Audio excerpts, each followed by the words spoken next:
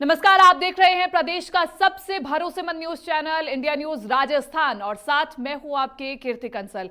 आज से India news शुरू करने जा रहा है खास कार्यक्रम बोलियो राजस्थान और इस कार्यक्रम में हम दिन की सबसे बड़ी खबर पर जनता से बातचीत करेंगे और उस पर जानेंगे जनता की राय। इस कार्यक्रम के जरिए सबसे ज्वलंत मुद्दे पर जनता की आवाज को हम हुक्मरानों तक पहुंचाने का काम करेंगे। देश और प्रदेश में पिछले 44 दिनों से किसान आंदोलन चल रहा है। दिल्ली बॉर्डर और राजस्थान हरियाणा बॉर्डर पर कड़ाके की ठंड में किसान धरने पर बैठे हुए हैं। आज दिल्ली के विज्ञान भवन में सरकार की किसान नेताओं के साथ बातचीत चल रही है। किसानों की कृषि कानून वापस लेने की मांग है, जबकि सरकार का कहना है कि ये कृषि कानून किसानों के हक में है। इस मुद्दे पर श्रीगंगानगर में इंडिया न्यूज संवाददाता भारत शर्मा ने किसानों और आम लोगों से बातचीत की है, उनकी राय जानी है। देखिए।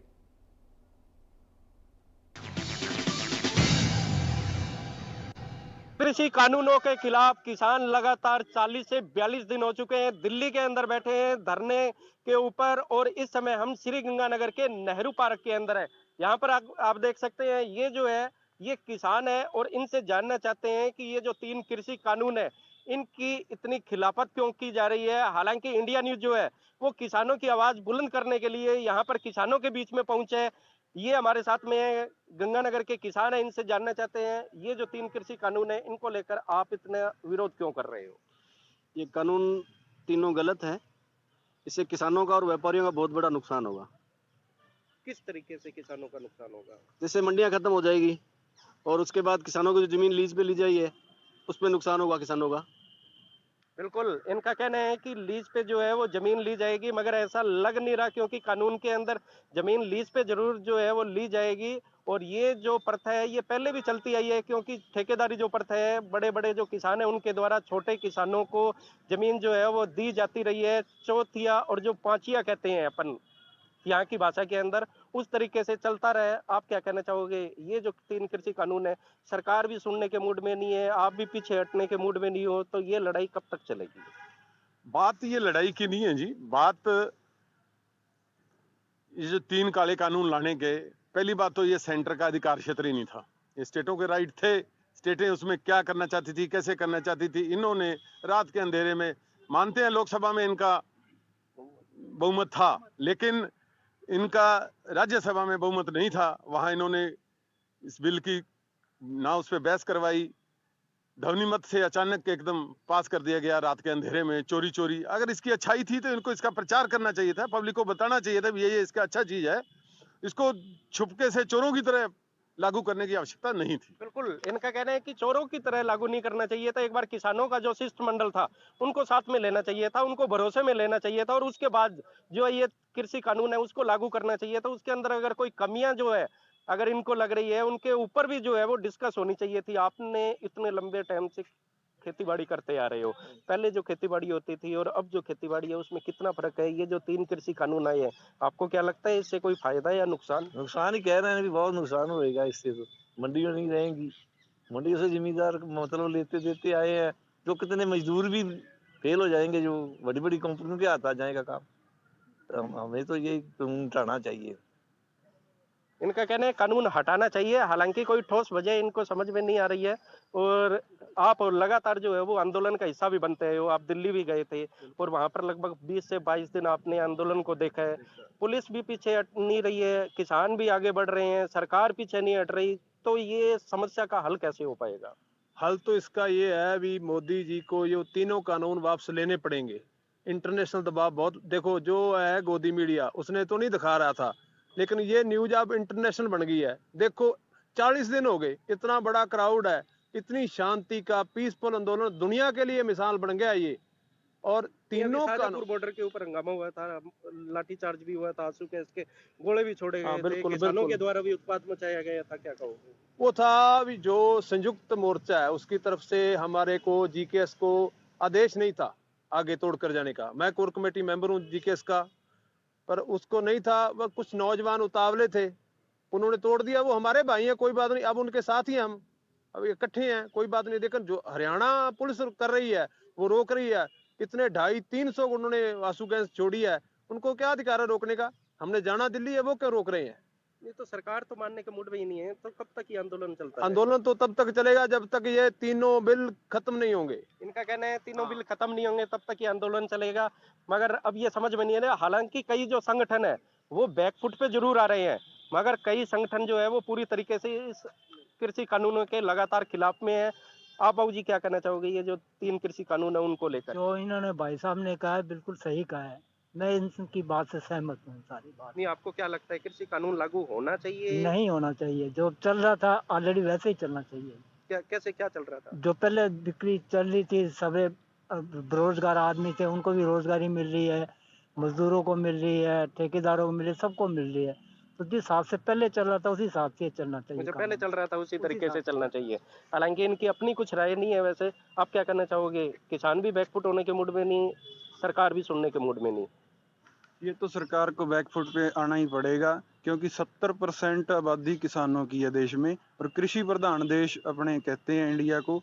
अगर किसानों की नहीं सुनी जाएगी, आप ये देखो भी 40 दिन के लगभग हो गए और 40 मौतें हो गई, तो लोकतंत्र किधर गया? प्रधानमंत्री सुन ही नहीं रहे बात, सरकार सुन ही नहीं रही। नहीं, अभी वार्ता भी हुई थी, कई बार वार्ताएं हुई है, विफल बिल्कुल, होती जा बस रही वो है। विफल इसीलिए हो रही है ना, हालांकि वो किसानों की कुछ मांगे मानी नहीं भी नहीं, गई है। सरकार अहंकार में है और ये विफल इसीलिए हो रही हैं क्योंकि किसानों की कोई बात नहीं मानी अभी जा रही। पीछे जो वार्ता हुई थी उसके अंदर किसानों की जो मांगे हैं वो नहीं कुछ नहीं मानी नहीं, गई वो थी। बरगलाया जा रहा है। क्या मानी थी? सिर्फ ये मानी थी कि पराली पे जो 1 करोड़ का जुर्माना है उसको बंद करेंगे, लेकिन वो तो उसका मतलब सेकंड पोजीशन पे है ना। फर्स्ट तो यही था कि पहले कानून वापस करो।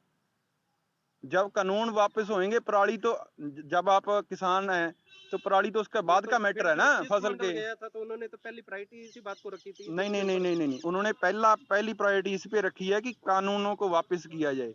वो तो सरकार कह रही है कि हमने ये मान लिया, कुछ नहीं माना। 40 दिन में 40 मौतें हो मतलब जो चुकी हैं। संगठन गया था वो फिर सही नहीं मानते आप उनको? नहीं नहीं, क्यों नहीं सही? वो बिल्कुल सही है, सरकार मान नहीं रही बात उनकी।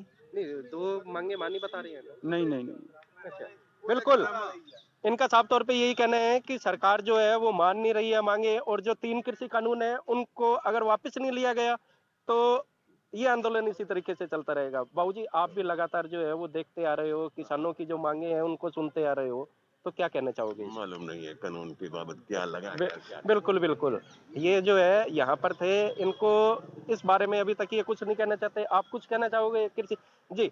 आप कुछ ज्यादा ही जानकार लग रहे हो, बहुत ज्यादा उत्साहित भी दिख रहे हो, तो ये जो 3 कृषि कानून है इनको लेकर क्या कहना चाहोगे? इसके अंदर क्या बुराइयां हैं, क्या अच्छाइयां हैं, क्या कहना चाहोगे? देखिए, कानून को लेकर के अच्छाइयाँ बुराइयाँ ये एक बहुत बड़े लंबे विश्लेषण की बात है। 3 कृषि कानून हैं, जो पहले जो कानून चलते आ रहे हैं लगभग उनके ही पैरेलल ये कानून है। पहला कानून है कि भी किसान है, अपना माल है, देश भर में कहीं भी बेच सकता है, और ये मंडी वगैरह है, इसके अंदर जो दलाली इनके लगती है, आड़त लगती है, उन आड़तियों को खत्म करने का है।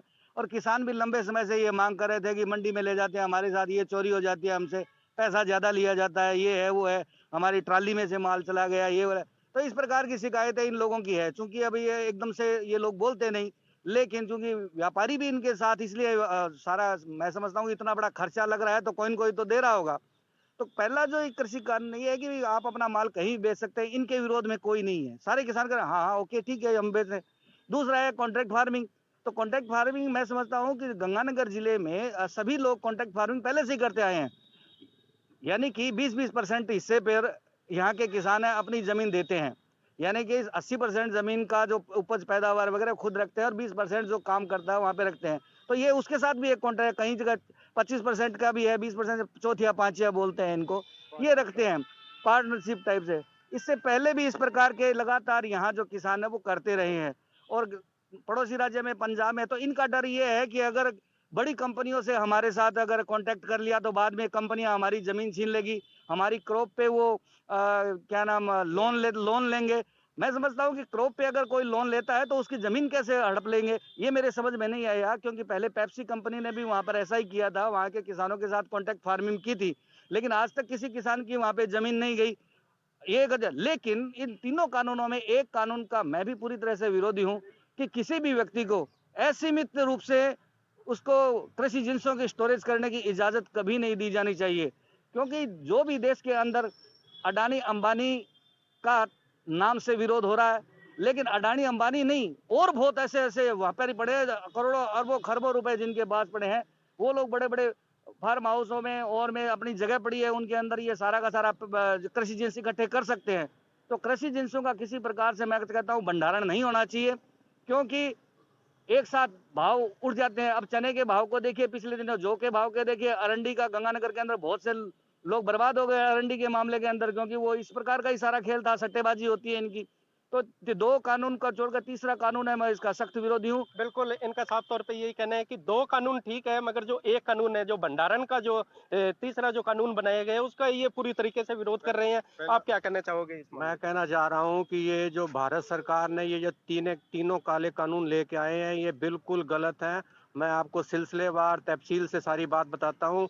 हमारे कुछ साथी इस बात को समझ नहीं रहे हैं। सबसे पहले समझने वाली बात यह है कि जो आप कॉन्ट्रैक्ट फार्मिंग कह रहे हो, आप एक किराए के मकान के ऊपर जाते हो, आप एक किराए के मकान के ऊपर जाते हो, किराए के मकान के ऊपर जाके क्या आप किराए के मकान से आप कोई लोन ले सकते हो?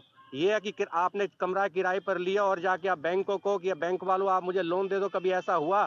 कृषि के अंदर इन्होंने जो काला कानून बनाया, किसान क्यों इसका विरोध कर रहा है? किसान इसका इसलिए विरोध कर रहा है कि उस कानून के अंदर ये दर्ज है कि एग्रीमेंट होने के बावजूद जो भी कॉरपोरेट सेक्टर वाला है, वो किसान की कृषि भूमि के उसको प्लेज करके उसके अगेंस्ट में लोन ले सकता है। अगर वो लोन रीपे नहीं करता, तो अगर वो लोन रीपे नहीं करता, तो जो हमारी कृषि भूमियां, जो पुराना कुर्की का ऑर्डर है, उसके अकॉर्डिंग उसकी जमीन की कुर्की करके बैंक उस पैसे को रिकवरी करेगा। तो किसान कहाँ सेफ है? हमें बताओ। सपोज करो कि एक कंपनी वाला आ जाता है, वो मेरे फार्म पे आके मुझसे एग्रीमेंट कर लेता है, एग्रीमेंट करने के बाद में वहां कोई बिल्डिंग बना लेता है। वो कल को उस 2 साल के बाद अगर मेरा कॉन्ट्रैक्ट खत्म हो जाता है और वो बिल्डिंग सारी की सारी लोन के ऊपर है। आप एक चीज पीछे जाके देखिए, ये जो जितने भी कॉर्पोरेट ऑफिस वाले हैं, इनका काम करने का तरीका क्या है? इनका काम करने का तरीका है, ये बगैर पैसे के काम करते हैं। इन्होंने एग्रीमेंट हमसे करना है, उसके बाद में जो पैसा हमको देना है, वो सारा का सारा इन्होंने बैंकों से उठाना है, और बैंकों से उठाना है, इनका काम नहीं चला तो ये भाग जाएंगे, और भागने के बाद में जो पैसा है वो किसान कहाँ से दे पाएगा? किसान के पास तो पहले ही पैसा कुछ नहीं है। तो किसान की अल्टीमेटली जो जमीन है वो कुर्क की जाएगी और किसान जमीन से बेजमीन हो जाएगा। दूसरी बात जो आप कह रहे हो कि एग्रीमेंट के साथ साथ एमएसपी का, आप देखिए कि जब तक एमएसपी था, एमएसपी है, तो किसान को ये होता है कि मेरी जो जमीन है वो सही, मेरी जो खेती, मेरी फसल है वो सही जगह पर सही आदमी ले रहा है। मैं आपको इसी चीज का एक एग्जांपल देना चाहता हूँ। जिस तरीके से हमारे यहाँ झोना 1885 रुपए बिका, अगर आप यूपी के उत्तरांचल में या बिहार में चले जाओ तो यही झोना वहाँ 800 रुपए में बिक रहा है, 900 में बिक रहा है। मैं खुद का, मेरा फार्म है, मैंने खुद चावल किया। जब मेरा चावल हुआ, मैंने 1740 में बेचा। आज वही चावल बाजार के अंदर 2740 का बिक रहा है। तो ये जो काले कानून है, जब किसान इन कानूनों को मांगना ही नहीं चाहता, जब किसान इस कानून को, बिल्कुल, इनका साफ तौर पे यही आक्रोश है कि किसान इन कृषि कानूनों को मानने के मूड में बिल्कुल कतई नहीं है। आप हाँ बताएं। पहली बात मेरे मित्र ने कही भी, ये आज छूट दे दी इन्होंने, देश में कहीं भी बेच सकता है। तो मुझे ये बताया जाए, अगर आपकी जानकारी में है, तो पहले कौन सी पाबंदी थी बेचने पे? हमारा किन्नू साउथ में भी जाता है, हमारा ईस्ट में भी जाता है, विदेशों में भी जाता है, तो ऐसी कोई पाबंदी नहीं थी। बाहर बेचने की जो बात है, हमारा फ्रूट हर तरह का जाता है, और आज सेब कश्मीर का नहीं वहां तक जाता है। फ्रूट है जैसे कृषि जिनसे भी जाती हैं, कृषि जिन्स भी हम बेचने जाते हैं, कोई हमारे पे पाबंदी नहीं है। हाँ, मंडी से बाहर हम दिल्ली भी बेचते हैं, यहाँ से जाके चने यहाँ से दिल्ली जाके बिकते हैं, ऐसी कोई पाबंदी नहीं थी।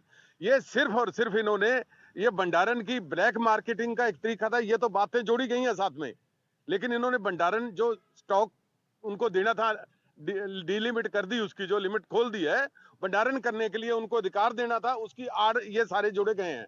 जब हम कहते हैं हमारा पेट दर्द हो रहा है, मैं आपको ये फैक्टर क्लियर करना चाहता हूँ कि किसान को आज नहीं, किसान को 100 साल पहले से भी ये अधिकार था कि वो अपनी फसल को कहीं भी ले जाके बेच सकता था, उसे कोई रोक टोक नहीं थी। ये कानून जो इन्होंने बनाया है, इस कानून के बनाने का ये मतलब है कि वो पहले व्यापारी एक जगह से दूसरी जगह पर अपनी जिन्स को नहीं ले जा सकता था, किसान कहीं भी ले जा सकता था।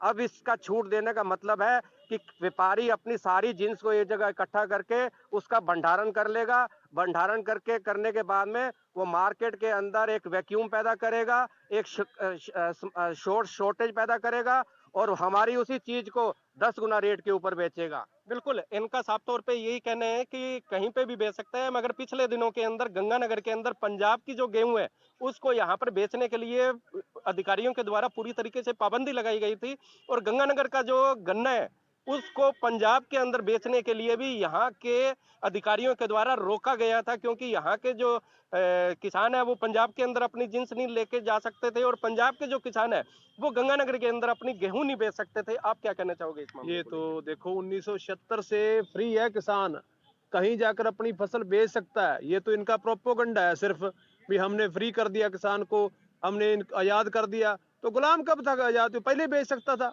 और जो है बात एमएसपी, जैसे भाई साहब ने बोला था ना एमएसपी, तो 6% खरीद होती है। मुंह जुबानी से क्या होता है? इसको आप अगर एमएसपी लागू कहाँ है? ये तो एक कही बात है ना। 6% खरीद होती है एमएसपी सारे देश में। अब एक लास्ट सवाल, क्या हल निकलेगा इस फसाद का? इस फसाद का किसान की जीत होगी, पक्का होगी, निश्चित होगी। यही इसका हल है। हाँ बिल्कुल, आज कर दे मोदी जी, 10 दिन बाद कर दे मोदी जी, ये उनकी इच्छा है, लेकिन किसान जीत कर वापस आएंगे। बिल्कुल, किसान बैकफुट आने के मूड में कतई दिखाई नहीं दे रहा है और उनका साफ तौर पे यही कहना है कि किसानों की जीत होगी। आप क्या कहना चाहोगे? मैं तो यही कहना चाहूंगा, देखिए दोनों को मिल बैठ करके इसका एक सार्थक हल निकाला जाना चाहिए। ये बड़ा अजीब सा मैटर है, दोनों तरफ अहंकार बराबर है। किसानों की जीत होगी, हमारी बात, अरे मैं समझता हूँ कि आप एक ऐसी टेबल पे आओ, आप भी अपने चार विचार रखो, वो भी जहां दोनों की बातें मिले वहां पर आप इसको समर्थन में ये कौन सा तरीका हुआ कि जी नहीं आप तो हम जो कह दिया हमने कह दिया, वो ब्रह्मा ने कह दिया। What is the meaning of it? इसलिए क्या है कि दोनों पक्ष मिल बैठ करके एक ऐसा सार्थक उपाय निकाले जिससे इतने दिन का ये जो गतिरोध बना हुआ है वो गतिरोध को खत्म हो और आम जनता अपने आराम से काम करे। Thank you. बिल्कुल, साफ तौर पे इस पूरे मंच के अंदर यहाँ पर किसानों ने अपनी मांगे रखी, बात रखी और यहाँ पर एक बात जो है वो लास्ट के अंदर यही निकल के आई है कि किसान बैकफुट आने के मूड में नहीं है, सरकार बैकफुट आने के मूड में नहीं है, मगर कुछ जो किसान है उनका यही कहना है कि दोनों तरफ से वार्ता होनी चाहिए और सार्थक वार्ता जो है कोई ना कोई नतीजे पे निकलनी चाहिए, ताकि ये जो आंदोलन चल रहा है ये खत्म हो और किसानों को भी फायदा पहुंचे और जो आम जन कहीं ना कहीं पे परेशान हो रहे हैं उसकी परेशानियां भी खत्म हो। अब देखने वाली बात यही होगी कि सरकार के साथ में जब किसानों की वार्ता होती है तो उसमें क्या नतीजा निकलता है, क्या ये आंदोलन समाप्त होता है या खत्म नहीं होता, इसी तरीके से ये आंदोलन चलता रहेगा। मैं कैमरामैन रामकिशन के साथ इंडिया न्यूज के लिए श्री गंगानगर से भारत शर्मा। तो अब तक हमने श्री गंगानगर के किसानों की बात सुनी। अब हम बात आपको खाजूवाला के लिए करते हैं, जहां इंडिया न्यूज संवाददाता सुरेंद्र ने किसानों के मन को टटोलने की कोशिश की है। कानून को लेकर, सरकार के इरादों को लेकर, कंपनी की शंका और आशंका को लेकर आखिर किसानों के मन में क्या है, आइए ये भी जानते हैं। केंद्र सरकार के द्वारा लाए गए 3 कृषि बिल के विरोध में किसानों का दिल्ली बॉर्डर पर पिछले 43 दिनों से किसानों का पड़ाव है जो जारी है। सीमावर्ती क्षेत्र खाजूवाला से भी किसान इस पड़ाव में सम्मिलित होने के लिए पहुंचे हैं। खाजूवाला विधायक गोविंद राम मेघवाल के नेतृत्व में सैकड़ों की संख्या में किसान है जो दिल्ली की बॉर्डर शाहजहाँपुर बॉर्डर पर पहुंचे हुए हैं, जहां पर किसानों के साथ विधायक गोविंद मेघवाल किसानों को समर्थन दिया है और लगातार इस क्षेत्र की आवाज़ उठा रहे हैं। बात करें कृषि बिल के विरोध में सीमावर्ती क्षेत्र की किसानों से बात करेंगे, जहां पर एक इंडिया न्यूज़ के कार्यक्रम किसान की चौपाल के तहत, ताकि किसानों के द्वारा किन किन विषयों पर किसान आंदोलन कर रहे हैं, क्या क्या इनमें मुख्य मांगे। हमारे साथ यहाँ पर सरपंच प्रतिनिधि है। सरपंच सर, आप बताइए, आप किस प्रकार की किसान बिल को लेकर क्या कहना चाहेंगे आप? किसान बिल जो है ना, ये बिल्कुल सरासर गलत है।